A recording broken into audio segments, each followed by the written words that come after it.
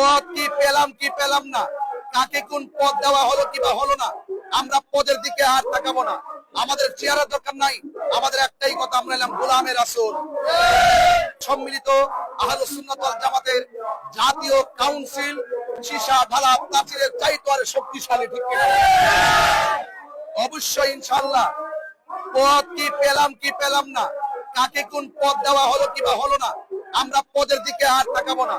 আমাদের চেয়ারের দরকার নাই, আমাদের একটাই কথা, আমরা এলাম গোলামে রাসূল।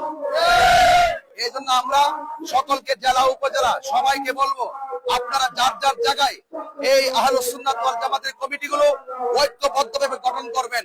পদ পদবি বড় কথা নয়, আমরা সবাই গোলামে রাসূল।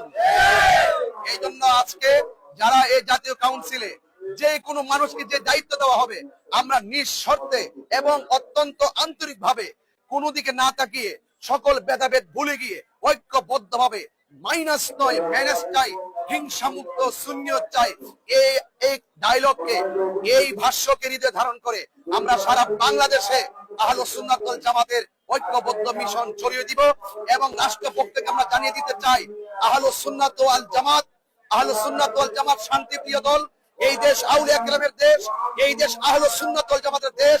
আহলুস সুন্নাত ওয়াল জামাতকে ব্যতি রেখে এই দেশে কোন ধরনের রাজনৈতিক সংলাপ কিংবা এই দেশকে গঠন করার ক্ষেত্রে যে সংলাপ, এই সংলাপ সেটা আহলুস সুন্নাত ওয়াল জামাতকে বাদ দিয়ে সেটা বৈষম্য, এই বৈষম্যের প্রাচীরকে ভেঙে দিয়ে আহলুস সুন্নাত ওয়াল জামাত ইনশাআল্লাহ এই দেশে রাষ্ট্র গঠন করবে, ঠিক কিনা বলেন?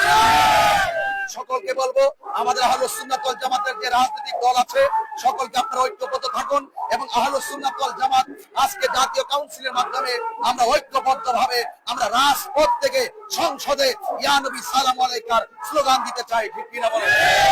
আল্লাহ পাক আমাদের সকলকে কবুল করুক, আমিন। আসসালামু আলাইকুম ওয়া রাহমাতুল্লাহি ওয়া বারাকাতুহু।